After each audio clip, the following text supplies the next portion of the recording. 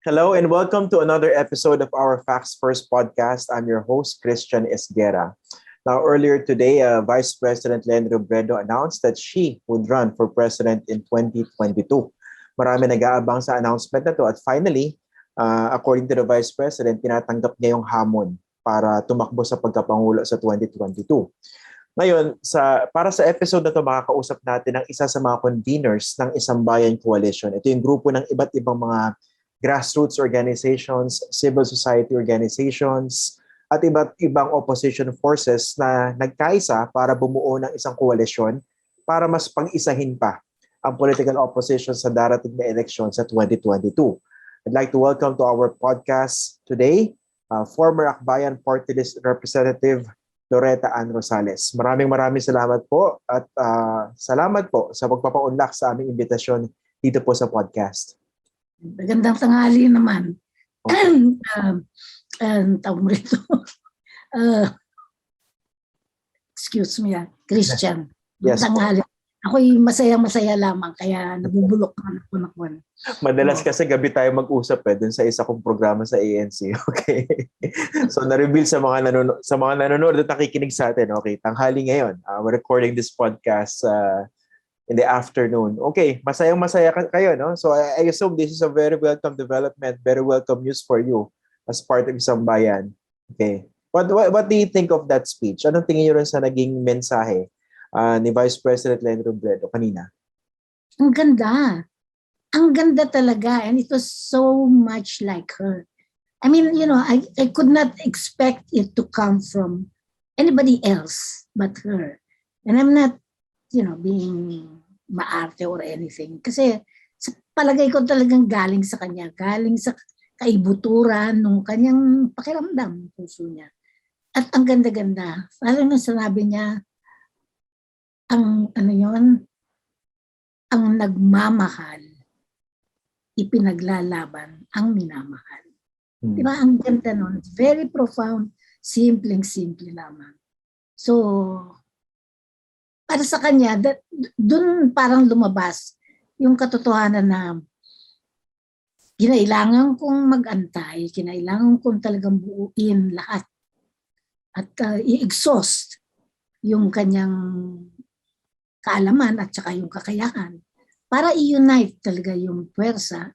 At sabi mo nga, natatandaan ko, sabi mo nga, but doesn't every candidate say that? Pero sabi ko, hindi naman siya trapo . Hindi siya katulad ng mga trapo candidates na sasabihin lamang yan just for the heck of it. Yun, talagang sincero siya. At naniniwala ang mga tao na sincero siya. Kaya, nung pinag-antay niya kaming lahat, at ako na nga medyo isa sa mga frustrated, sabi ko nga sapagkat ako na may tao lamang, so I get impatient dun sa mga nangyayaring gano'n.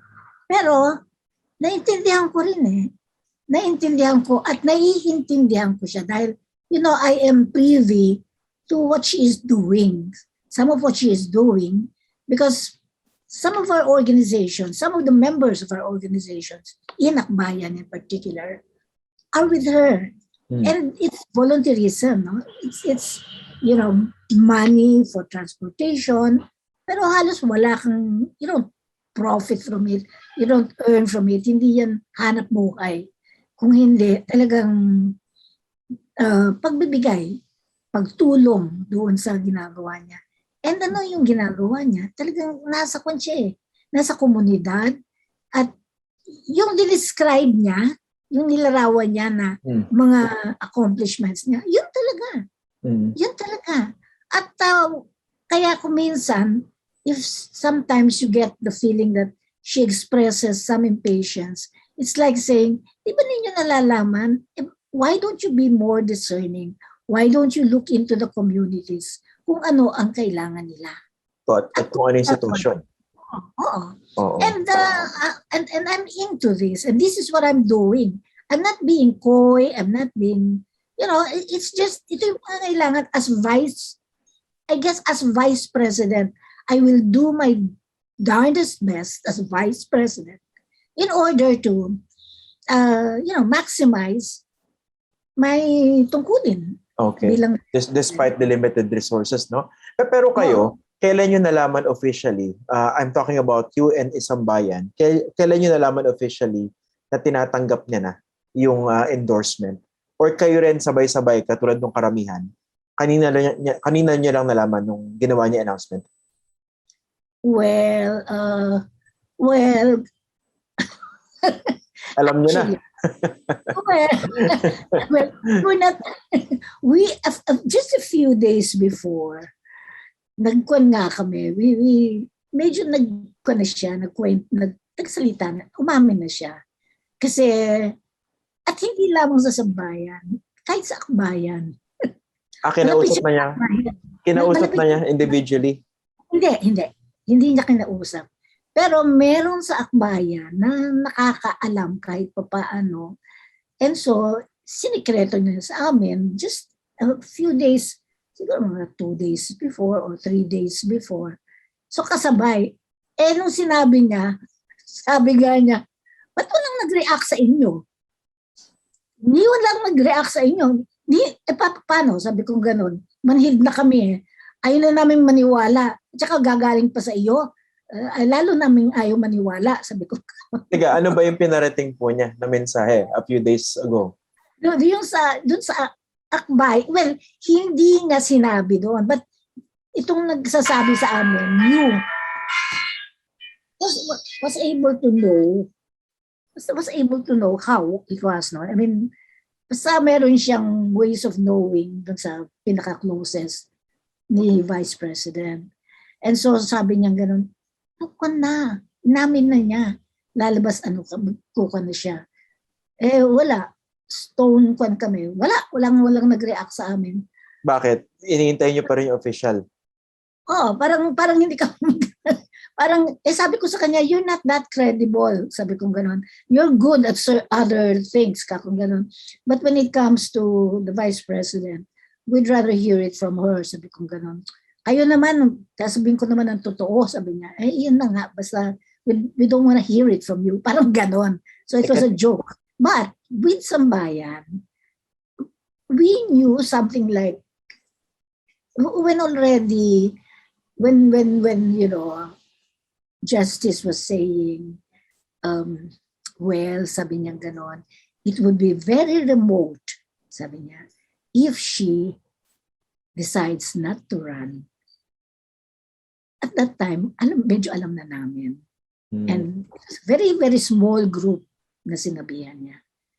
It will be very remote, sabi niya. And then, but he knew, nalaman niya, and then, why didn't you tell us? Kako pa sa kanya. Why didn't you tell us? Tawa ng tawa. Si Justice. If she told me not to tell you, sabi niya. I mean, she just said, be quiet, gano'n. But by then, it was too close already. Kaya when I was talking to Carmina, and Carmina, when she was asking, what do you think? Sabi ko, ito yung feeling ko, yung executive committee. Because she wrote the executive committee, and then, you know, she came out with very strong points. If you are discerning, mararamdaman mo yun. Oo. Kasi sabi niya gano'n, yung 3 points na sinabi ko kay Carmina.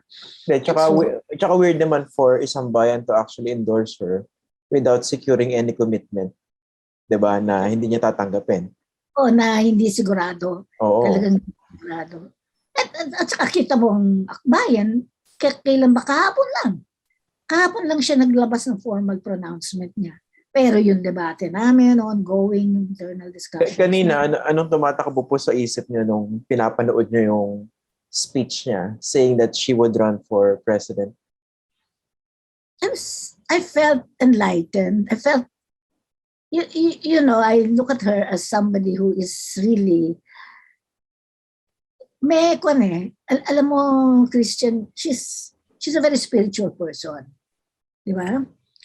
She is very spiritual in the sense that she knows she has faith in the Filipino people, and she has faith in, you know, kung talagang pagtsatsagaan natin na itatrabaho natin to, kakayanin natin. Meron siyang ganong klaseng faith. Kasi look at her. She became vice president from what? 1%. Yun. I mean, medyo parang milagroso. Miracles were happening na it wasn't likely. But of course, it was Pinoy's. He was the incumbent president then. So that was a different case altogether. So this is a different case altogether. Okay. Now, of course, ang isang tanong po is, dati, di ba, early on, isa sa mga concerns niya, yung pagtakbo ba niya makakabuti for the opposition. Kasi di ba, she was very much open even to the idea of giving way to other candidates who might have a better chance of, let's say, defeating Bongbong Marcos or Duterte's candidate, whoever that person might be at this stage, no? So sa ngayon, ano yung nakikita nyo? Ano yung sagot dun sa tanong niya na yun before? Kung makakabuti ba sa kausa ng opposition yung pagtakbo niya? At dahil ngayon, nag-declare na siya. Sapagkat naramdaman niya na hindi yung kanyang mga nakakausap, sa tingin niya, medyo iba rin dun sa kanyang pananaw na kung siya ay tatakbo, talagang siguradong-sigurado na lalaban at lalaban. Sapagkat sigurado siya dun sa sinasabi niya na I do not want another 6 years of Duterte administration.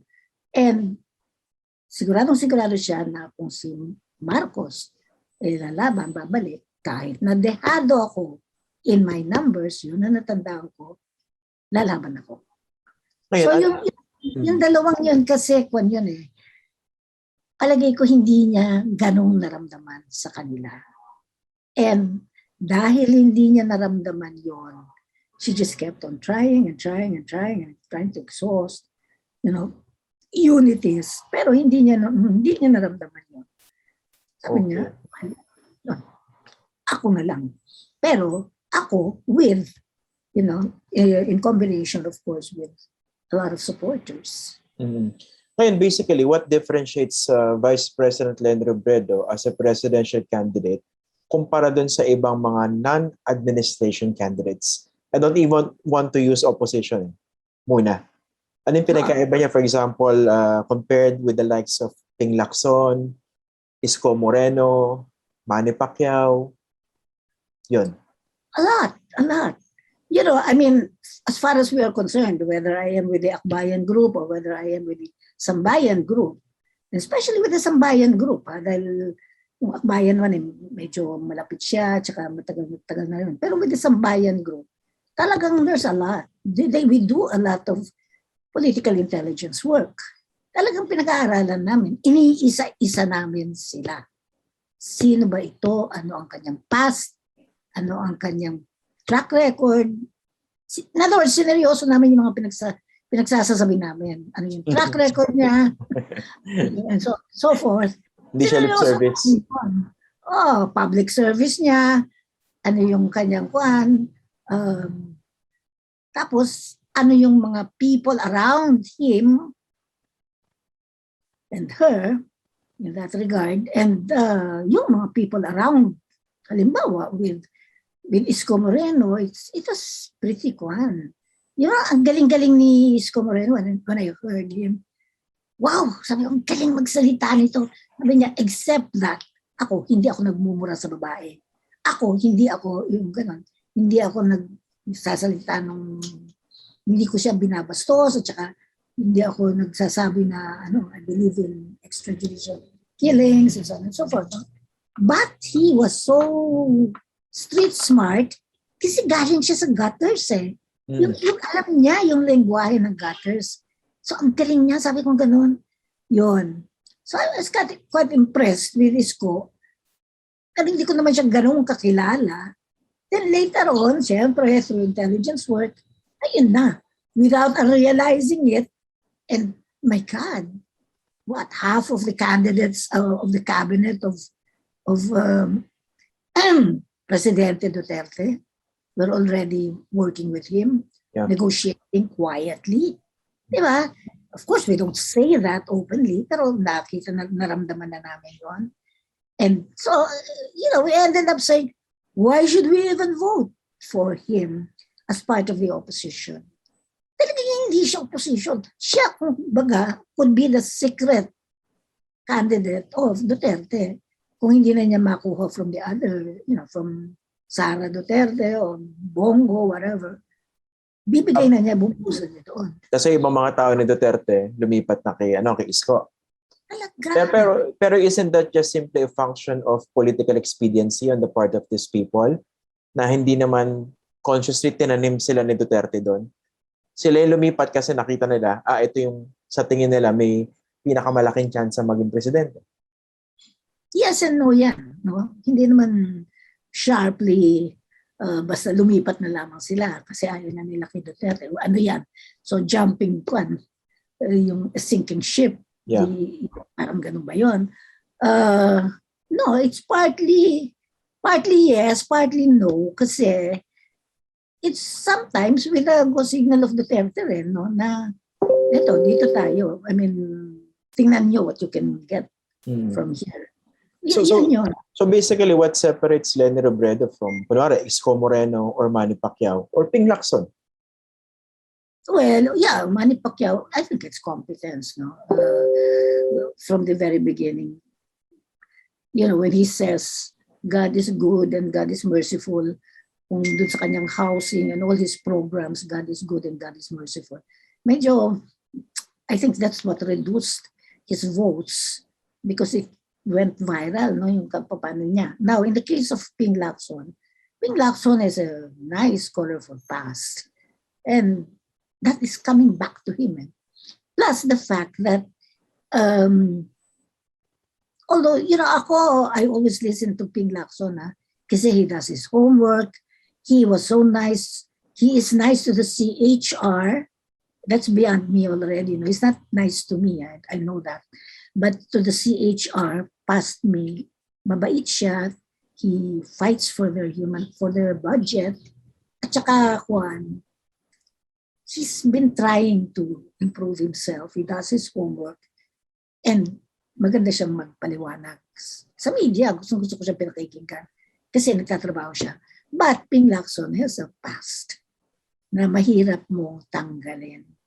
Kasi yan, halimbawa, yung kuratong baliling that everybody knows about. Yeah. Hindi naman yung yan. Tapos may questions din dun sa involvement sa Gaser.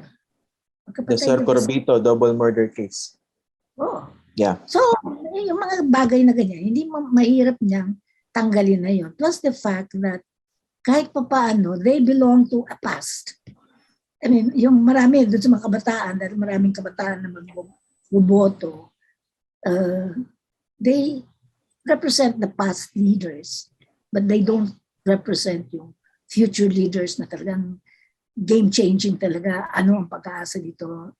Yun. Dahil, although of course, mukhang si Tito Soto, Senate President Tito Soto, mukhang ang dami-dami pa rin ng mga boto naman, ano? Malakas siya sa vice presidential race so far. Tinatalo na nga niya si Duterte. Ngayon, isa sa mga concerns dito, okay, so, di ba, isa sa mga agam-agam, I suppose, mismo ni Vice President Leni Robredo before, and she expressed this already, di ba, yung hindi ganun kataas yung mga numero niya sa survey. Siyempre, pag tatakbo ka, importanteng manalo ka para magawa mo yung mga balak mong gawin, di ba? So, dito, ngayon po na nagdeklara na siya ng kanyang pagtakbo sa pagka-presidente, how do you make her win? Ay, malaking hamon yan. Malaking hamon yan. Pero ako, I always believe, marami na rin akong karanasan eh. I always believe na there's a way. Kasi, which I keep on telling people, including you, na the empowered citizenry, hindi mo matatawaran yan. Pagka ma-mobilize mo yan at maging decidido yan. That is what made EDSA. Huh? Of course, EDSA was not just 4 days. Mahabang panahon yan mula pa nung Latondenya strike na lagi namin nilalarawan. It started with the Latondenya strike and so on and so forth. Pero it tilted the balance nung pumasok na doon sa isolation, political isolation ni Marcos at saka yung kanyang moral discredit. So that nag-shift na lahat. The balance shifted. That Reagan already, you remember, he told Senator Lacson to say kay Marcos, cut and cut cleanly. Kaya you better step down na as far as we're concerned. Iba na ang aming susuportahan. Pero we don't want bloodshed. Yun man ang suporta ng US. And then, siyempre, ang very pro-US trained armed forces of the Philippines, including the PNP.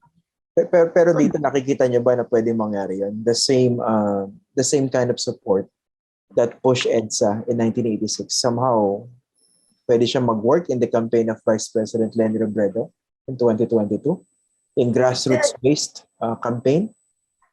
A grassroots-based campaign is possible. A grassroots-based campaign. Ngayon lang malakas. Malakas ang, but hindi ganun ka-coherent.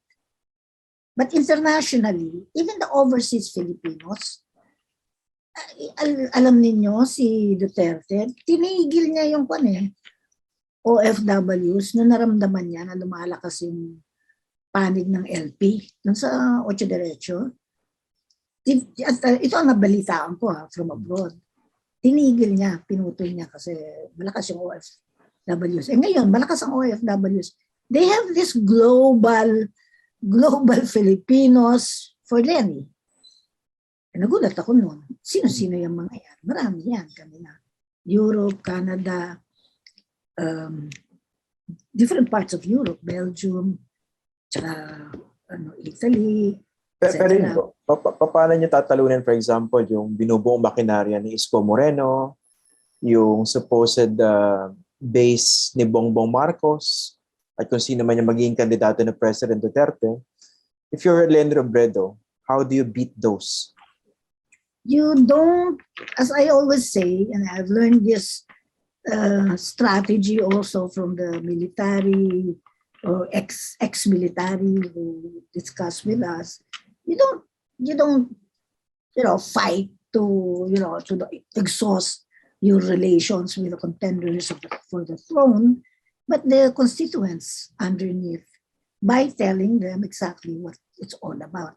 So information campaign is a very, very important part of your Facebook, your social media, Facebook and so on and so forth. And that is where, as I said, the media plays a very important role. You have to look at institutions of government right now. Matututunan mo yan ngayon eh. It started with COA as an institution of check and balance, and then the Senate as an institution of check and balance. Doon talaga bumagsak hindi man bumagsak, pero doon talaga napikon si Duterte until he started behaving otherwise. And his misbehavior put him in bad light and has actually mobilized and garnered more support for the positions that were taken by COA and the Senate with respect to what is right and what is wrong. That was being done by the PSDBM. Diba? Marami kasi napaisip nun bakit patuloy na pinagtatanggol ng presidente yung mga iniimbestigahan ng Senado. And laking deal ng pinag-uusapan dito, di ba? More than 11 billion pesos. Bakit tuloy-tuloy yung pagtatanggol ng Pangulo? Kumaga, kahit sino, mapapaisip di ba? Yeah. And so there you are. Una yung PSDBM na yan, I just wanted to know, pwede ba alamin nga natin, is this the particular, kasi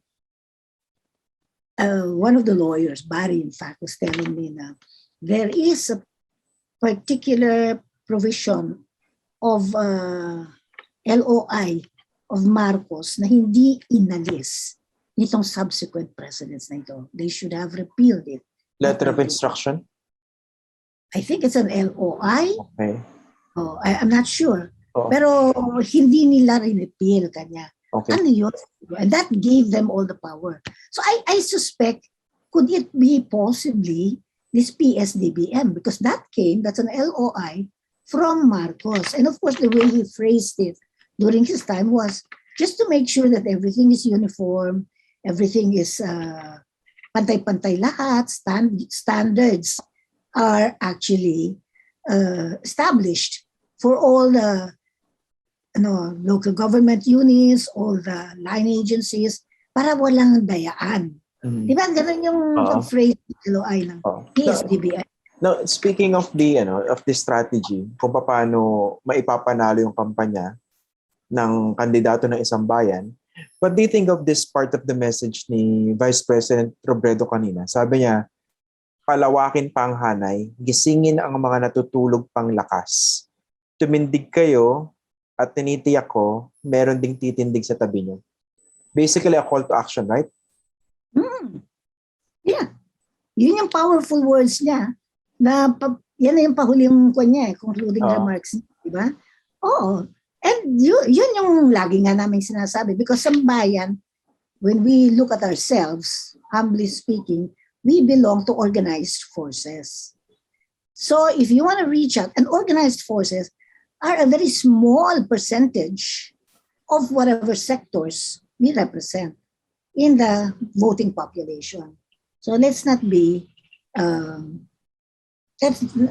cocky and feel like, our biggest coalition was called as a rough and tumble coalition. It's a starting coalition. But if you want to really reach out to Duterte's constituency, you gotta go out of your echo chambers, everybody puts it. Comfort zones. Yeah, your comfort zones. And that means yung natutulog nga, or yung wala silang pake, o yung mga mas gusto nila yung TikTok na yung, kahit sa kabataan yung mga we are able to reach out now, but this is still maliit doon sa mga kabataan.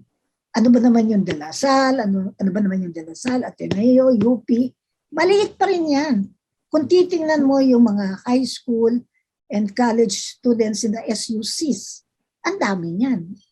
So, you really have to reach out and don't be kampante. Don't comfort yourselves na, dami-dami na natin. You're just talking to each other. And that is the way to go about it. And we have to learn social media. We really have to learn social media. And which is what we're doing. Some of us are pretty senior citizens already, like myself, but okay na lang dahil sa nag-aaral din naman ako, nagtuturo din naman ako as a lecturer in De La Salle. So that helps me. No? At least I know, tapos yung mga bata, I get to understand something about digital learning. But that has to be used. Digital learning, ito yung mga bagong instruments na kailangan mapag-aralan mo. Para Plus sa kampanya. Oo. And kababaihan. Ito yung, we still have to go back to it because in history, it was the women who fought steadfastly for the right to be able to vote way back in 1937 during the Commonwealth period. They were the women, di ba? Because they organized themselves. If the women could do it then, and they didn't have the gadgets that we have right now, why can't we do something about it? So, ganito lagi yung sinasabi namin. But you don't have to keep on. So that's the difficulty. That's the challenge. Because you can't just keep on talking about it. You gotta do something about reaching out, having Facebooks, and these Facebooks, multiplier effect, working it out, and then coming out with campaign learnings na ito yung dapat gagawin, ito yung dapat paliwanag, and so on and so forth. Okay, so kailangan tiyagain no? What do you think pala of the campaign color na pinili ni Vice President Leni Robredo? Pink. Maganda nga siya So, maganda. I liked it because that's original. That's Leni Robredo. Diba? She has to establish her own niche. You think that's a conscious effort to establish her own identity separate from the yellow color? It's her way of establishing her own identity, period. It's not separate from the yellow. The yellow is a very dignified color because when you say yellow, sinira na lang ni Duterte, mga dilawan.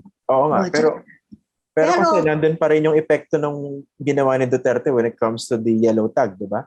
So, nagre-resonate pa rin yung kahit papaano. Kaya nga, but and partly, ayaw na rin naman niya yun because she's not part of that in the sense that she has to establish her own identity. She has to establish her own niche. And, syempre, kung ano ba yung kanyang paninindigan, hindi naman yan nangangahulugan na yan na yung paninindigan talaga ng the yellow crowd. Okay.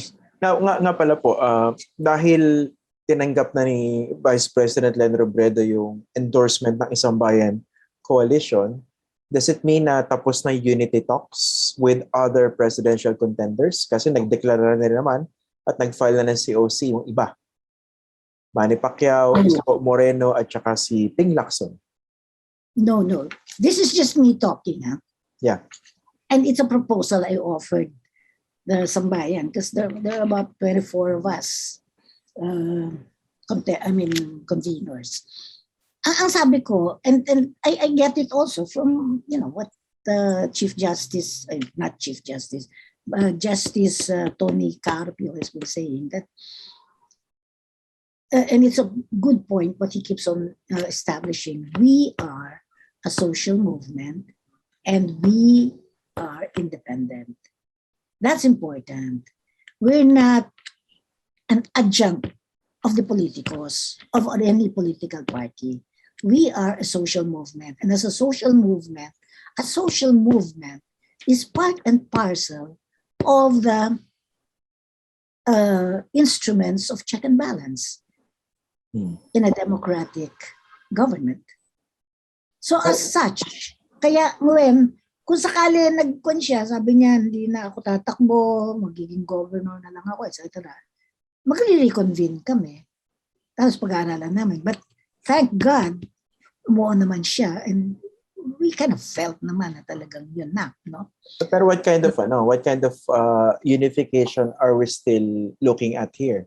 Kasi nga, kanya-kanya nagdeklara na, di ba? So, syempre, logically, separately, yung mga nag-usap-usap before or baka kinausap ni Vice President Leni Robredo, kanya-kanyang kampanya na yan para sa pagkapanalo nila. So kung tuloy-tuloy unity talks, ano yung shape and form nun at ano yung objective? Ang unity talks, the politicos are the main, of course, contenders since this is an electoral fight and they are going to be elected into office, okay? So that's understood. They're the main contenders for the throne. However, they do not make up the be-all and end-all of the electoral fight, of the electoral process. You have your people who have to be developed into an informed citizenry. So there's a lot of work that has to be done here. And these constituents are found with Pacquiao, with Isko, with Ping Lacson, nandun lahat yan. But if Sambayan has ito ang identity namin, ito yung paniwala namin, at ito ko yung bakit namin sinusuportahan si VP Leni, at dahil ito yon at ito yung makakabuti sa inyo, we reach out to them who happen to be constituents of these politicos. So that's important. And they have to understand the role in the check and balance process of democratic governance. Now, outside of that, you have to look into the institutions of democracy. And in civil society, the institutions are the church, very powerful in Philippine society, and then the schools, the academe. So that has to be mobilized. And that worked wonderfully sa panahon ni Marcos. Siyempre, marami rin kay Marcos. Hanggang nag-reduce siya. But the church is a very powerful instrument. It is a very powerful institution, no, of check and balance. Okay. Because Yung isang tanong ko po, how important is this run ni Vice President Leni Robredo given the fact that there's a Marcos running also? How important is Is this run, this candidacy by Vice President Leni? Bakit why this is a big deal? Especially in relation to Bongbong Marcos's candidacy. because it is only Leni Robredo who has faithfully and fully and unconditionally tied together the significance of the Marcos dictatorial rule and the Duterte autocratic rule. Sinama niya yung dalawang yan eh. Siya lang naman ang gumagawa niyan. So it's very important. It's very important. That is why right now, what was happening to the Duterte camp was very important. And I felt that when Duterte was already, kind of panicky, because when he got out of because he knew that Sara would not, and seryoso yon. That's another thing that we also learned. Na seryoso yung differences between Sara Duterte and some of his cabinet members, and quite a number. So we know that, and I know that you people know that too. So to him, if he kept on as Vice President Duterte, she will never run as Sara Duterte, unless they worked it out in some ways that she was going to take over and then Marcos would be the president. But then again, Duterte, as we try to understand him, is not going to allow for that to happen. I don't think he's going to let the machinery which he controls right now, let this go to Marcos. Marcos does not have machinery. All he has are ill-gotten funds, which he uses to build his own machinery of people, his constituents. But he does not have the political machinery that the Dutertes have, because they are the ones who are incumbent in office. And that's his problem. Kaya, nung sinabi niya, I'm candid with you, talagang nag-discarril siya nun. Akala na niya, makukuha na niya yung, with such confidence, si PRRD ang magiging vice niya, siya naman magiging presidente. And that was a bit simple. So dito you're seeing a situation na talagang ang papatakbuhin ni President Duterte, si Sara. Oo. At lalabanan si Bongbong. Or eventually Bongbong might slide down. For Bongbong to slide down would be the easiest way. Kasi maganda naman yung tandem nila from the point of view, of course, North and South. But then again, as we are saying, the North is really not that solid. So that's another hamon. Malalaki yung hamon. Diba? Yun. In the same way that we're saying that the South is really not that solid. So that is where we say, Senator Pacquiao, if you want to keep on running for the presidency, sige lang. Yun. That is the South. And in other words, they cannot be that comfortable with the, constituency and solid, constituency that they claim to have in the North and in the South. Okay. So finally po, Ms. Eta, anong gagawin ng grupo nyo, ng Akbayan tsaka Isang Bayan, between now and during the campaign period to make sure that your candidate would win? At number 2 pala, bago ko makalimutan. Ito yung una nyo muna sagutin. Kasi I remember yung mga grupong iba, di ba, yung Bayan Muna, they're also part of the Isang Bayan initiative, right? Tama po ba? Although nakalib si former Congressman Narito dahil tumatakbo siya sa pagkasenador. Pero involved sa discussions, di ba? Pero what do you make of this na hindi muna sila actually nag-express ng support doon sa napiling kandidato ng Isang Bayan? Ay, problema na nila yun. Pero hindi ba dapat ganun agreement? Yeah, well, as best as possible, we try to build consensus. But we don't force, the majority's opinion on the others.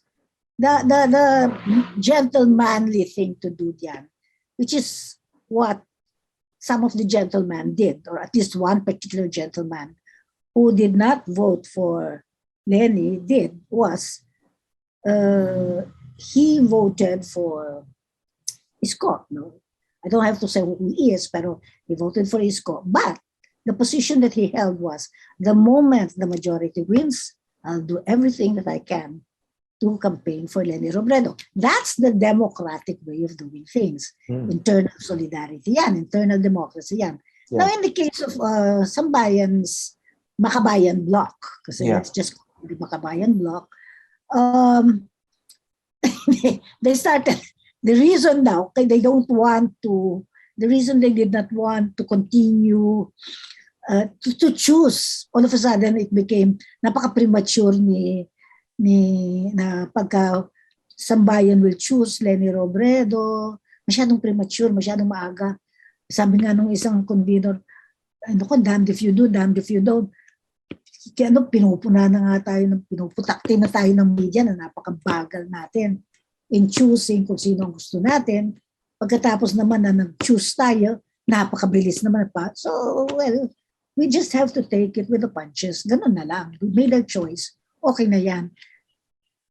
Ang kanila, they were taking the position of Leni Robredo. Now, we have to unite all the forces. Nag-decision na si Leni Robredo. Yun nga, yan ang tanong ko. Basically, nag-decision eh. Sila ang tanong mo. Tama yun, dapat sila makasagot. Pero ang inisip ko, from the perspective of coalition building, kasi kasama sila sa coalition eh.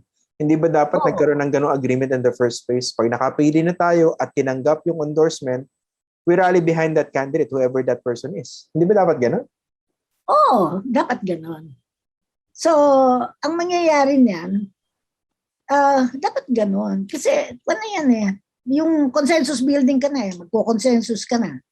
At saka, yung for all those who voted, talaga naman si Leni really, tama yung sinasabi eh, overwhelming majority yun. For those who voted, and those who did not vote against, those who voted against her. But now that hindi pa sila nakakapag-choose, they will have to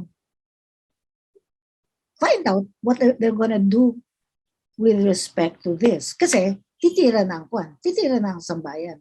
So, our whole campaign strategy would have to be to try to gain seats and so on and so forth. So, magkakaroon ng dilemma if ayaw pa nilang kumilos. So, kung ayaw nilang kumilos, ayoko naman magsalita kasi I'm just all by myself. So, dapat that this should be discussed by all of them. But my own thinking is, kung ayaw pa ninyong kumilos, hindi kayo dapat magbumoto as part of the campaign strategy na didesisyonan natin. Kasi this is all for Leni na, di ba? So it's gonna be all for Leni. Alangan namang andyan pa rin kayo, pero ayaw pa rin ninyong, that's a bit squeamish, that's a bit facetious na. Yun yung tinatanong ko nga, kasi nga, nakapag-desisyon na si Leni Robredo. Okay, tinatanggap ko yung hamon, tatakbo ko sa pagka-pangulo. So the expectation is that all efforts by isang bayan will be directed toward that singular goal, di ba? E paano yung iba na hindi pa on board mismo kay Leni Robredo na nag-iintay pa ng whatever unification that might still happen, di ba? Parang may iniintay sila eh. I get that feeling eh. So anong klaseng coalition yung nabuo kung ganun? Well, kaya nga rough and tumble coalition, di ba? So it's going to be, I think we will have to settle that and resolve that within yung internal process. Pero from here on, full blast na kayo in your campaign? Oh yeah, full blast na. Even akbayan ba naman na napaka-cynical, akbayan can be at times, no? So many cynical people there na, they love to talk. Kaya ganyan lang eh. Pagka masanay na. So, even I used to struggle with some of them really hard.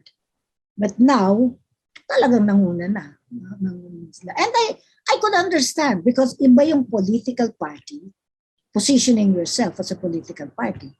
And Akbayan was a political party. It's a social movement. Kaya it's different also as a social movement. So, but I don't know. We will have to probably discuss it, but I will not take any position regarding that.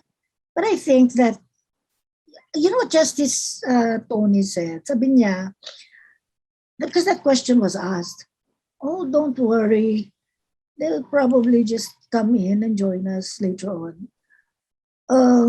Why are you so sure? Well, sabi niya ganon, this came out in media.